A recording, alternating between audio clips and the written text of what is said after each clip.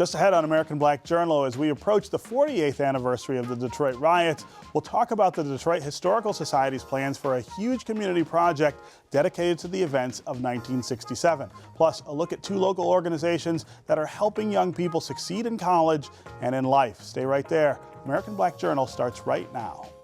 At DTE Energy, we believe that we have a greater responsibility. We believe that being part of a community means being involved in the fabric of that community, investing time, effort, and resources in the communities we serve. DTE Energy Foundation is a proud sponsor of American Black Journal.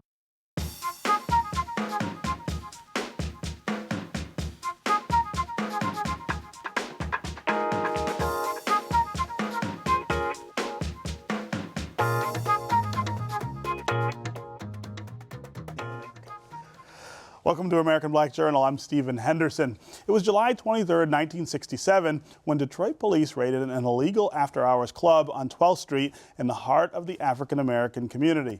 With tensions between blacks and police already really high, the city erupted into 4 days of rioting, unlike anything this country has ever seen. The events of 1967 changed Detroit, and they changed the region. 2 years from now, the Detroit Historical Society and its partners will commemorate the 50th anniversary of the rebellion with an unprecedented community-wide project called Detroit 1967, Looking Back to Move Forward. The exhibition will include interactive displays, oral histories, and community conversations. Here to talk more about the project is the Executive Director and CEO of the Detroit Historical Society, Bob Burry. Thanks for being here. My pleasure, Stephen. Great to be here. So this is a really important marker in this city. Tell me why, though. Why is it really important at 50 to look back to something that a lot of people still think of as very divisive and a destructive force in this community? Right. Well, I think you just said two key words. One is that many people still think about it, and many people still think about it as being divisive. And, you know, we took this opportunity to, as we looked at this upcoming 50-year commemoration, we could do a couple of things. One, we could just do an exhibit and be done with it. We could kind of cross our fingers and hope people forgot about it. Yeah. Or we could approach it in a really big way. Yeah. And to make sure that the reporting that we did and the project that we initiated was inclusive, comprehensive, and represented all the facts and all the various points of view that make up the community. Right. And so tell me about how this has come together. I know you and I have talked many times about the plans and how you will commemorate this in the sort of appropriate way, which is to try to put it into context, try to explain some of the things that might linger from it, and not gloss over that history. Yeah.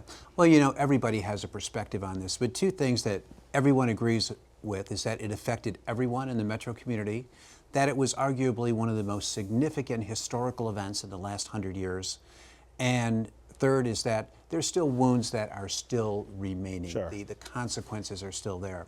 So we wanted to do a couple of things, and actually there's a fourth thing. One is that, you know, if you don't look at what you've done yesterday or 50 years ago or 100 years ago, perhaps you're destined to repeat some of those same mistakes. Sure. So our thinking here is, let's collect the information from a wide variety of sources. People that were on the street, in the action, people like the Deputy Mayor Ike MacKinnon, people like Judge Damon Keith, but also people that lived in the neighborhoods, or used to live in the neighborhoods, Sure. and are still around to share those reflections, but also to talk to people who weren't, quite frankly, born yet. Yeah. And what did it mean for their lives? And what does it mean for their lives going forward and perhaps their kids' lives?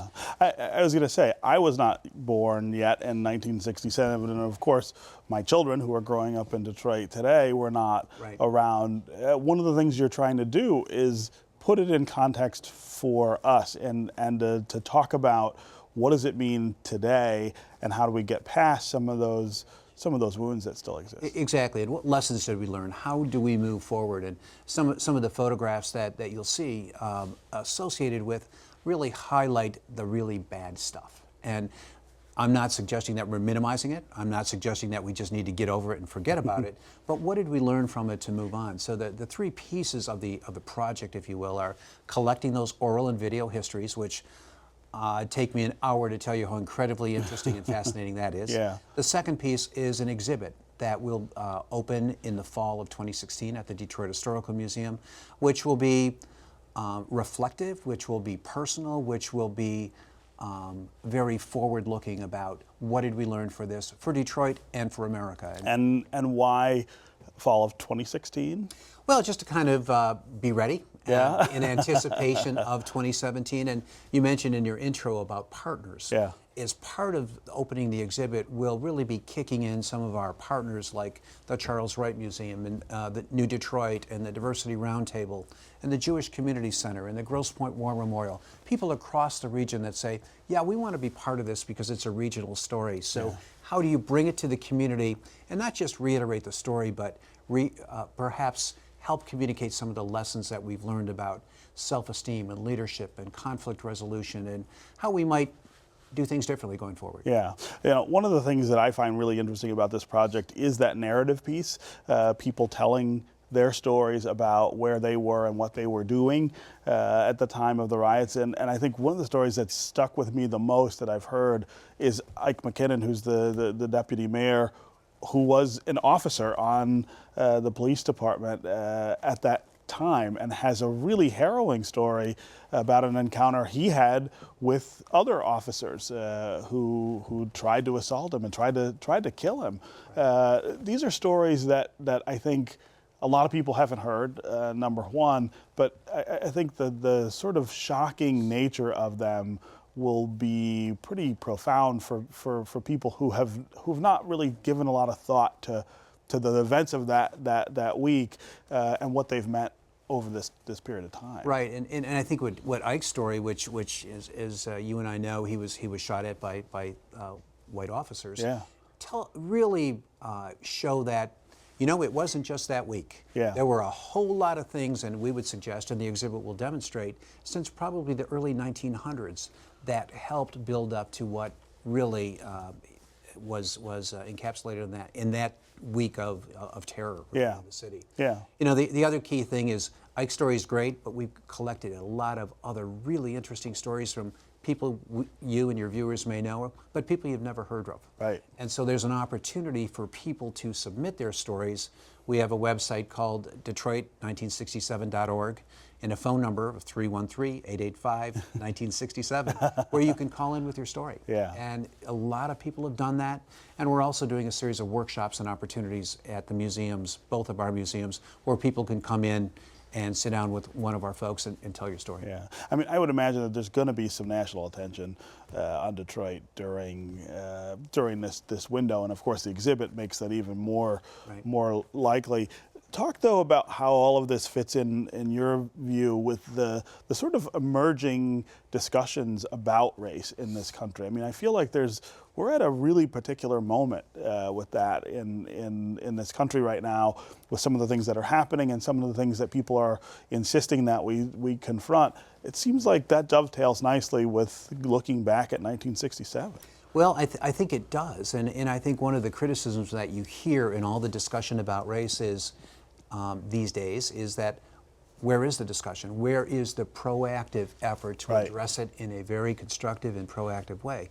And that's exactly what this project will do. And this project was contemplated long before the recent rather unfortunate events that have happened around the country. Sure. But this is an opportunity to control the narrative of Detroit, of our community. And in my view, it's an opportunity to, I don't want to say control or mastermind it, but collectively in an inclusive way, control that narrative and demonstrate to our community most importantly, but I think beyond nationally, that Detroit, once again, is going to take a leadership position. Yeah. And take a leadership role and really sharing with the rest of the country in a way that I think could be a model, a national model, of how to proactively address the issue. Not unlike how we address bankruptcy. Right. Let's let's come together and let's get it done and let's move forward. Yeah, that inclusive part that you're talking about, that's a big part of what you guys are doing. You really have reached out to I think, everybody who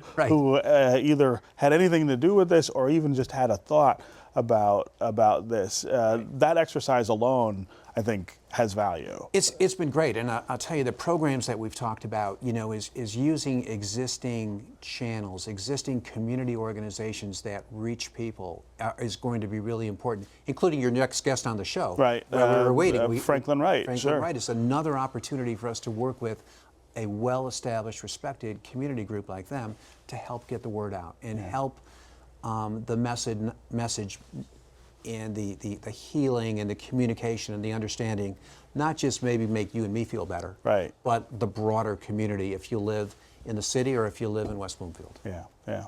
All right. So 2 years from now, we'll be there, and we'll be talking about how this all unfolded. We'll be right? there, but the heavy lifting's going on now, and a big part of that is collecting those stories. Yeah. And we're so pleased to be working with so many academic scholars on making sure that we're telling the story in a positively accurate way. I don't want to say a Pollyanna-ish way, because it's not a Pollyanna Right. story. Truth is the thing that I think is your guiding principle here. Right. We've got to be honest about what was going on in the city, what people's frustrations were, and how they continue today as a result. Right, and I think one of those last things that, ignorance often causes bad behavior. Yeah. And if we are able to use the historical facts, the story in a comprehensive, productive, useful way, and get the facts out there, I think we've accomplished a lot in working with our partners like New Detroit and the Charles Wright and Diversity Roundtable, and people that have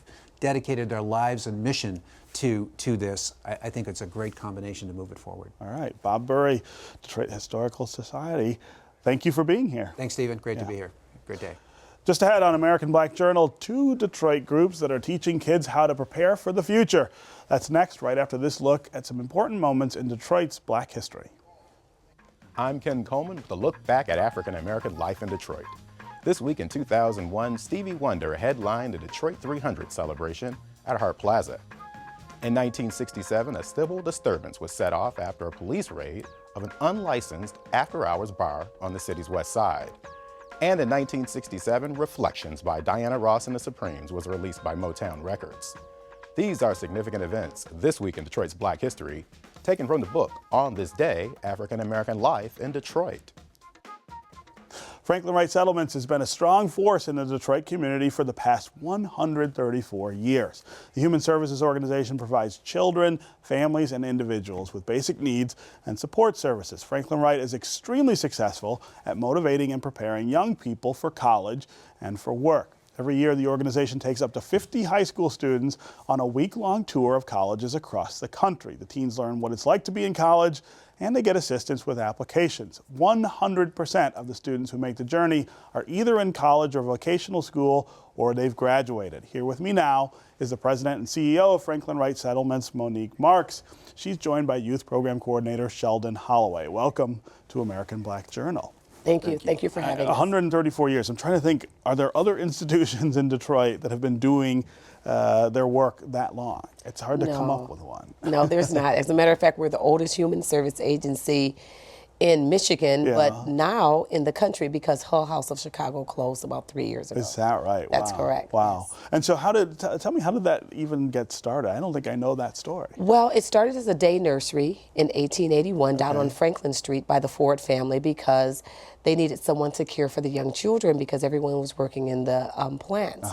And so around 1930, they decided to move it away from the Detroit River and move it on to its now location on Charlevoix. Okay. And then we merged with an organization, Sophie Wright, and that's how we got our name. That's how it's Franklin-Wright. Franklin-Wright, right. So we were named after a street and a historical figure. Oh, very good. Yes. So tell me about the college tour. I think that is one of the coolest things you guys do. I know, Sheldon, you have gone on this several times, right? Yes, I did. Yes, it was a great experience. 3 years ago, we used to go back and forth about college, and I never thought about going to college. So she drugged me on the bus. And You're going, right? I'm going to college, but it was a great experience. It got me really comfortable with college. That led me being accepted into University of Michigan, which I just completed my first year with a 3.5 GPA. So yes, it's a great experience. So. Yeah, and where did you go on the tour? My first tour? Yeah, the first tour that we went. visited Penn State, You can't remember. It's just 3 years ago. Yeah, The whole New York. Yeah. it was Penn State. We toured New York. She was in New York, New Jersey, Pennsylvania, Ohio. Yeah. So it was a lot of great institutions that we visited. Yeah. How do you pick the schools that you take the kids to, or does it matter? Is it Well, just no, the let's young get people them have to to. Oh college? no, they have to do the work. Yeah. Oh, so I see. it's a year-long program. It's called Cradle to Career. So it's from infancy, and then they go all the way to the age 26, where they are into their careers. Okay. And so what we do is we meet twice a week, Tuesdays and Thursdays at Franklin-Wright. We talk about their career. We teach them soft skills. We teach them about communication and things of that nature. How to dress as you're going to view colleges, and all of those necessities that people don't talk about. And after that, they have to tell me what do you want to major in. Once we start thinking about what this is all majors, for. what do you want to do with your career? And then they say, well, why don't we try these colleges? And I'm like, well, what region is that in? And so once we find a region, so we do the Carolinas, we do Florida, and see. so we do Atlanta, and every 4 years we flip. We do Washington, D.C. We just got back last night at midnight. So you guys are just back from the Just trip, back right? when we toured Johns Hopkins. As a matter of fact, we had an interesting story. While we were on the tour, we had one of the young ladies admitted right on the spot at you're Central in Ohio. Really? Absolutely. She got her ID badge. And while they were touring the Wilberforce across the street, we got her badge, we got her schedule, we got her all set up, and so she'll be starting in the fall, and she's super excited. Wow. Yes. And so this is somebody who was not planning to go to college necessarily in the fall? Well, she or- was talking about it, and basically this is a young woman who, 17 years old, she doesn't have any stable housing or parents to speak of, and so she kind of lives pillow to post. And so this college tour, this is a great way for her to start her life and her career without necessarily looking back about where she came from. Right. Because as you know, most of our young people duplicate what their parents did. Right. Sure. And so we're trying to break that systemic barrier by saying, listen, you can go to college. You can and imagine start your something life. different for yourself. Yes. You just have to see it. They just need to see it. Yeah. I would imagine that given the economic conditions that we face in Detroit and in Michigan, as well as the retreat of government from social service kind of funding and work, you guys got to be busier than you've ever been. We're very busy, not just in writing grants, but in attracting corporate partnership. Because I'm convincing them that we need a workforce. What are we going to do? No longer do you get to graduate high school and then go right into the plants. We need college-educated individuals. Where do you get those from? Well, we start by getting them into college or vocational schools. And so I've been partnering with DTE Energy and Rock Financial and expressing how this will benefit them as well as it benefit the young people. Right. And that's how we are able to afford this college tour, because as you know, it's not free. It's not free. It's not free. Right. And at this point, we have a 100% success rate. I started 12 years ago, and it just keeps growing and growing, and the waiting list is growing and growing. Is that right? Because people see that once they're on a college campus, they're talking to the professors, they're talking to admissions, and they're saying, I can get in, and there's money, and I can do this, and I could do this. Yeah. And then we have people like Sheldon, who is coming back saying, I went to U of M, and I have a 3.5. I'm doing it. And then they're all excited. Like, well, if Sheldon could do it, he lives 2 blocks from Franklin, was born and raised there all of his life, so was his parents. Then we could do it too. Right. So tell me about your first year. University of Michigan is my alma mater, so I'm very fond of the place and the experience. Tell me what it was like for you the first year, though.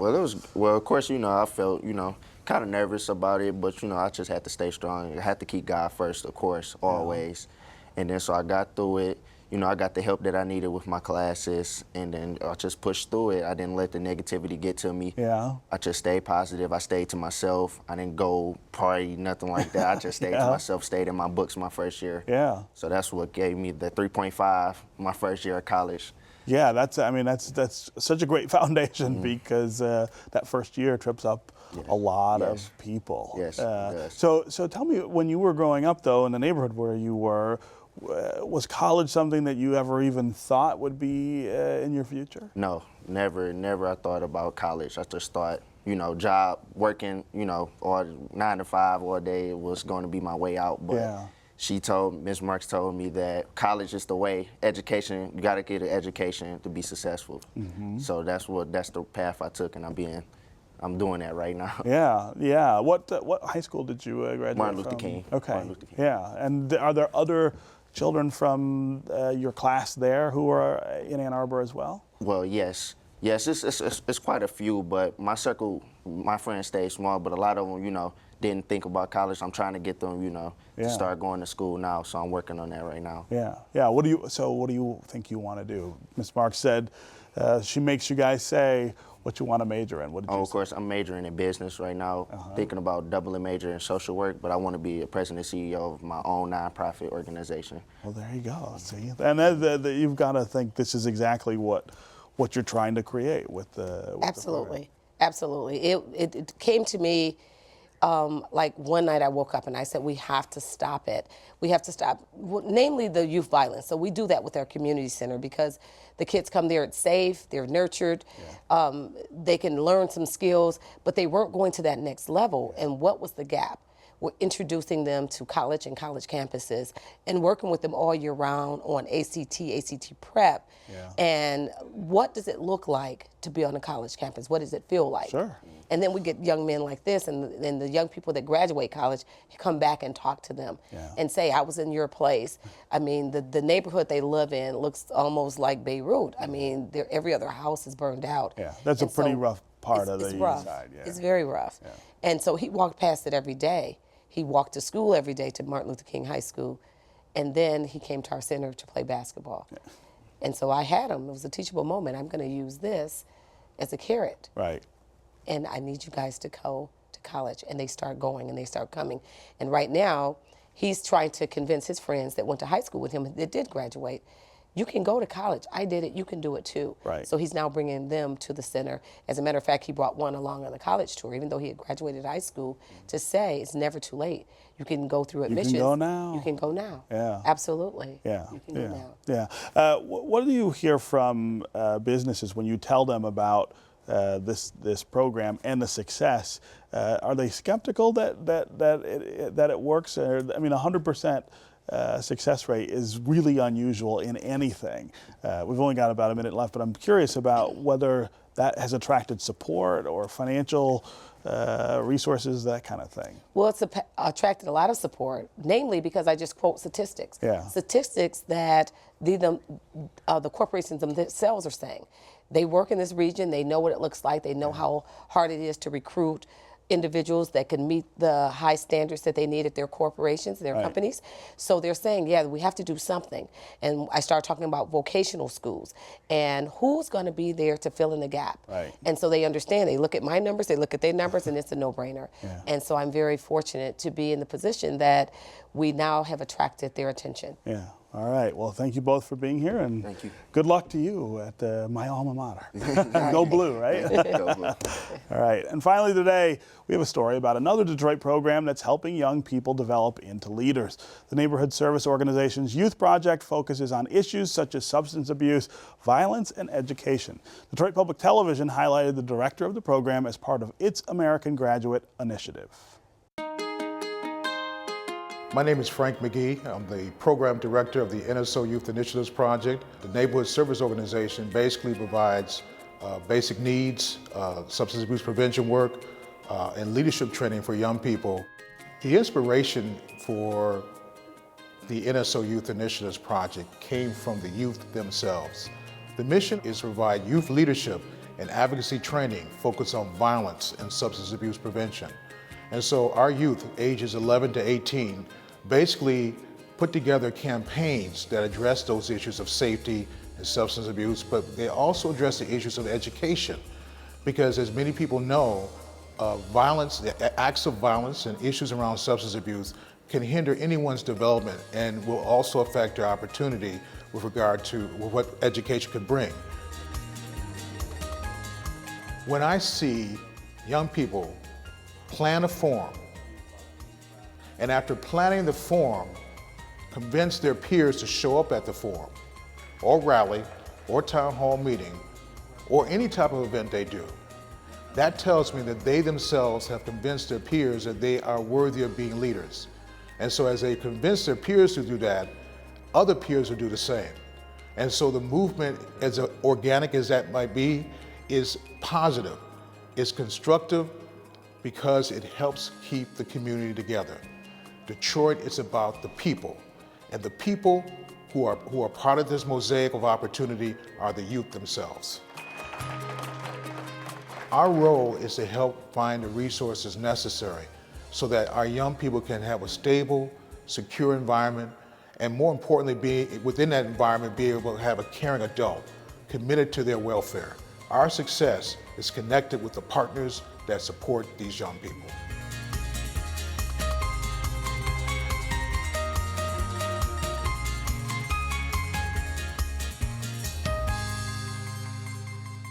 That's our program for today. Thanks for watching. You can get more information about our guests at AmericanBlackJournal.org. And as always, connect with us on Facebook and on Twitter. Plus, you can now hear our program on WDET 1019 FM. We'll see you next time on American Black Journal.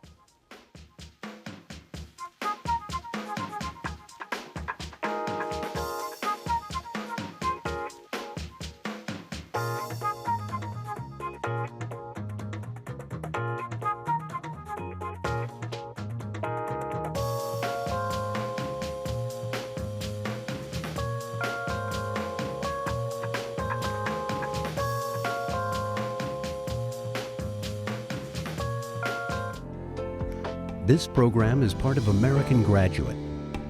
Let's make it happen. A public media initiative made possible by the Corporation for Public Broadcasting.